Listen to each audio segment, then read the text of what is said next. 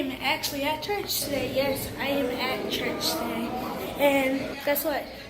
My grandma is preaching. Yes, guys, my grandma is preaching. And so, let's get into it. And we're going. Here is my grandma. Hey, Mema. She has to know that I'm doing this, but yeah.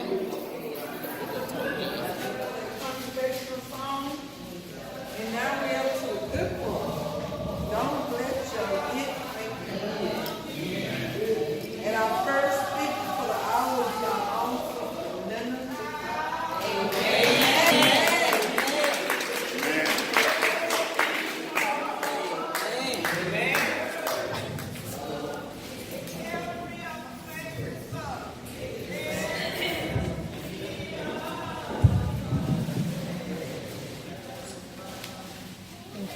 Good evening, everyone. Good evening. Just thanking God for this day, one more time to be found in His house. Amen. And recognizing my pastor, well, in his absence, and his wife, sister, and Reverend Jacko.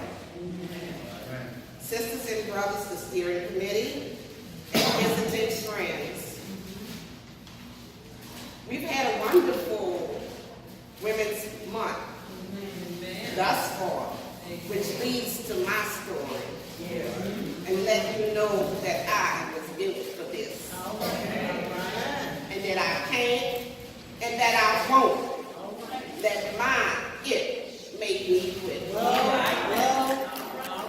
If I could help just one somebody with my story, then my living with it will not be in vain. Let's bow our head in a word of prayer. Father God, I come to you as humbly as I know how. I'm asking you to slow me down enough, Father, and just let somebody's heart and touch it. To change somebody's mind that was thinking about giving up. Who was thinking that they can't take it no more. That life, pain, handicap, and church is not worth it. And that they have gone the last mile of the way. Let them know, Lord, if you've done it for me and my family, that you can do it for them too. I'm not all that, Lord. And my pain is constantly. I can hardly make it from day to day. But Lord, with you, it's bearable. And I know you built me for this. To withstand all that's thrown at me, I thank you, Lord, and I love you. And it's in your darling son Jesus' name that I pray. Amen. Amen. Okay, I'm Linda Green Campbell LaCour.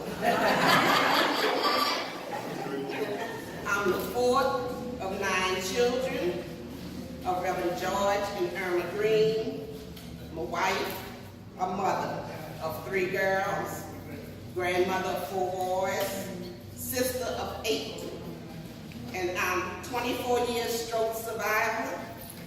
I'm a 49-year breast cancer survivor.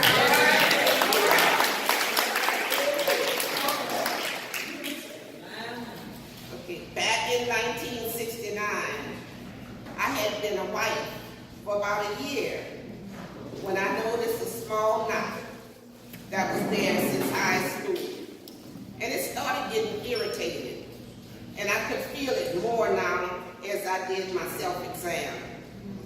Frightened a bit, but then I remembered as a child, my mother taught me Philippians 4:13, that I could do all things through Christ that strengthens me. It wasn't really bothering me that much. So you know what? I decided not to bother it at all.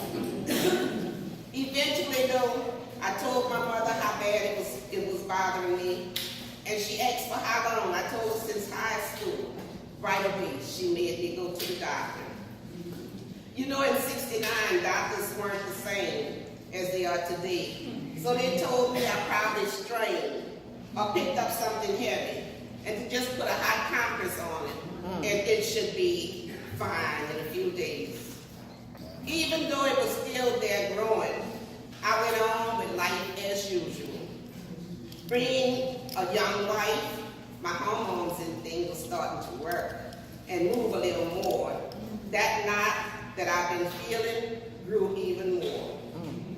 My visit to the doctors this time put them in awe and started to make them a little more serious about what I was going through. I like to tell you parents that if your child comes to you and have something that's wrong with their bodies, don't ignore it. Please have it checked out. I had a praying mother and father, but my dad, he used to walk through the house every night with his Bible in his hand. He stopped in each of our rooms and he prayed over each and every one of us. When he came home from work, we took turns bouncing on his knee, and he listened to every one of us with what went on in the course of our day.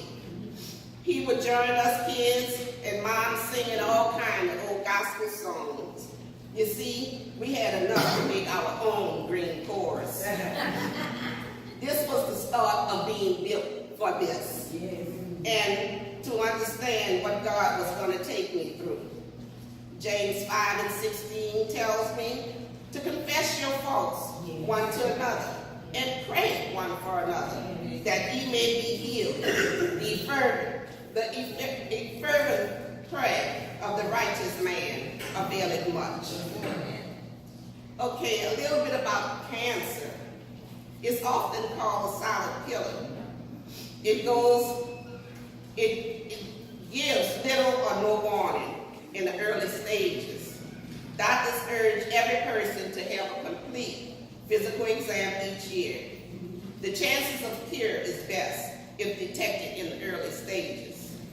7 warning of cancer is a change in your bowel habits, a sore throat that does not heal, unusual bleeding or discharge, thickening of your lungs, in the breast or elsewhere, indigestion or difficulty in swallowing, obvious change in a wart or mold, and a nagging cough or hoarseness. There is no home remedy for cancer. The choice of treatment is radiation or chemotherapy or surgery. You see, God stepped in for me, a young woman in the beginning of my adult life, a wife who eventually wanted to be a mother. Well, with radiation and x-rays, not knowing I was already carrying my first child, this wasn't good. The doctors asked, but they didn't check for my pregnancy. I was almost 3 months pregnant already. Yes, I lost my first child. After going through all this, they were able to save most of my breasts. But you see, the scars on my heart were still there. I was told I may never be able to have another child, but one doctor told me if I had a DNC, it would give me a chance. 1 year later, almost to the date, I had a beautiful baby girl. 5 years after that, another beautiful girl. And then 9 years later, not knowing I was going to still have any kids, beautiful girl number 3. Only God. Being checked yearly, the doctors found that everything was okay except for some scar tissues. In 97, though, I started bleeding profusely. It became an everyday thing for me, and I became so weak that I had to retire from my job before I was 50 years old. The doctor found 5 tumors and in my stomach. They being my doctors for all these years, they thought that the cancer had gone down to my cervix.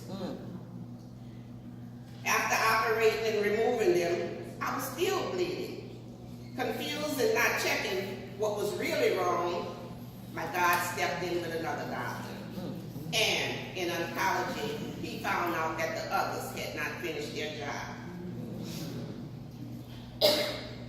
The bleeding stopped, not to worry, but I read in Psalms 30:2, where it says, I called to you for help, and you healed me. Psalms 147:3 told me that he heals the brokenhearted and binds their wounds.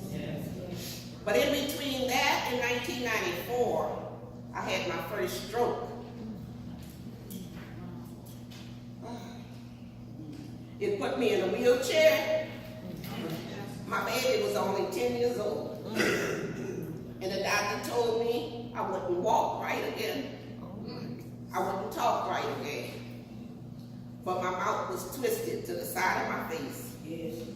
I prayed to God, and I was like Hezekiah. And I turned my face to the wall and asked him to let me see my youngest child grow to at least 17 years where she could take care of herself. You know what, y'all? She's 34 years old. Look at my God work. My last stroke was in 2003. I stayed in rehab for about 3-4 months. I had to learn to walk. I had to learn to talk again. I went from the wheelchair to a quad cane. From a walker, then to a quad cane, and finally to a regular cane. In 2005, Hurricane Katrina came. I lost my cane during that time, but I told Katrina she could have it. When I'm at GGG, Sister Fuller, Sister Davis say I have a strut. But you know something, y'all? I have something to strut.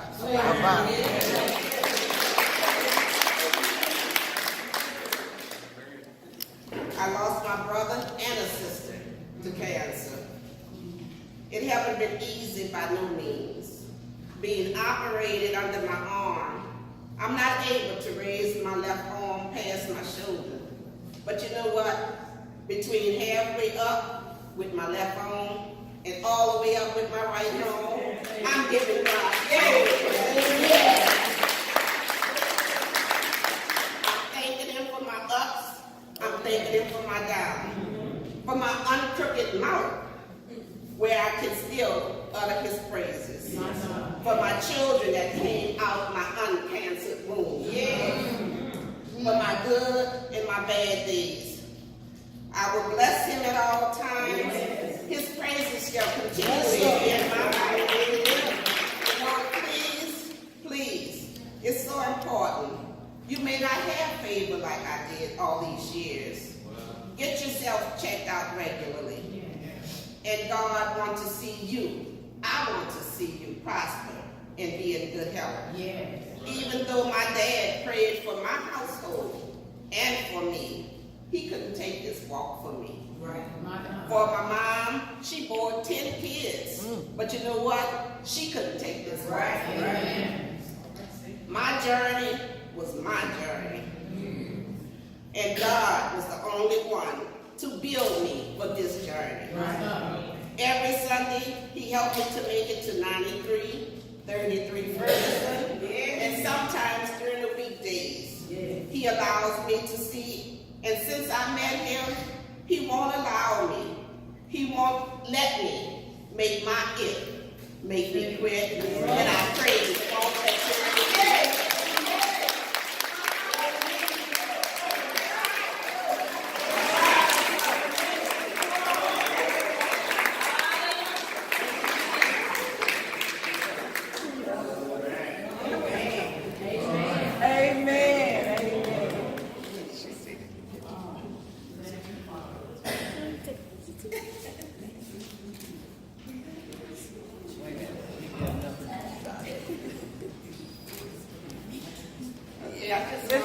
I just want to add one more thing to letting my it make me quit. While I was going through what I was going through, and God knows he's not through with me yet. I hadn't worked since '97. I I had a car that was drowned in New Orleans last year. And I went 6-7 months without a car at all. Asking and, coming on a church bus and things for a ride.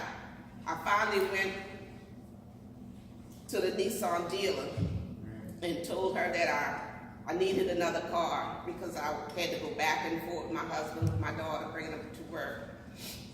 And she said, well, do you have to put down on it? I said, nothing. She said, do you work? I said, no. She said, if you want a car? I said, yes. And so she said, well, let's see what you've done. I said, well, I lost my car in the flood last year. If you look at my records, I only had that one 3 months too. And it was drowned in the flood. And so somebody in the back, one of the managers, heard that I didn't have a car and I was from New Orleans. It just so happened this manager was from New Orleans also. I say, Lord, he kept in and he started asking me questions like to see if I was really from New Orleans. So anyway, he came up and he said, Miss LaCour, we're going to see what we could do. We can't put you in a car that you want, but we can give you a car, and guess what? A brand new.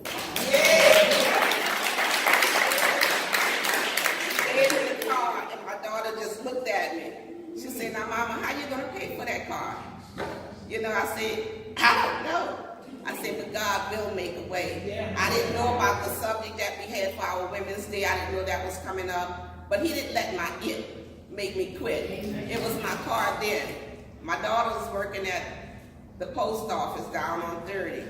And she happened to have one of the customers come in, regular customer. And he talked with her, and she asked about his wife. And he told her that his wife had gone out and that she had fallen, that she broke her hip. He came back again and said that his wife was still ill and he didn't have anybody to stay home with her. Mind you, I haven't worked since '97. I don't have any skills in taking care of nobody but my mom, my grandmother, my brother. I'm his caregiver and all. This guy took me in to his house, let me take care of his wife every day, and put me on his salary.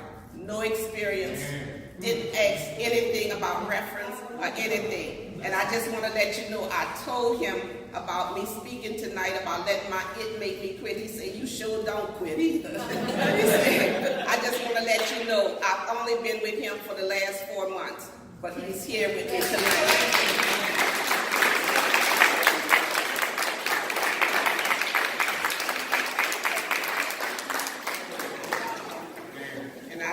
Dearly for doing this for me. He didn't have to do it, and he didn't have to continue. He didn't have to trust me with his wife. And he didn't even ask if I had experience. I mean, I could have brought her out to anywhere, But I just thank God that my didn't make me.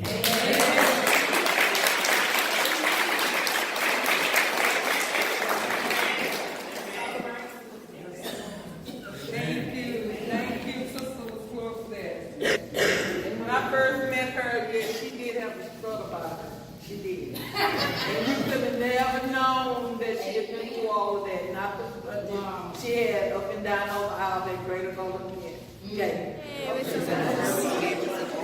Yeah.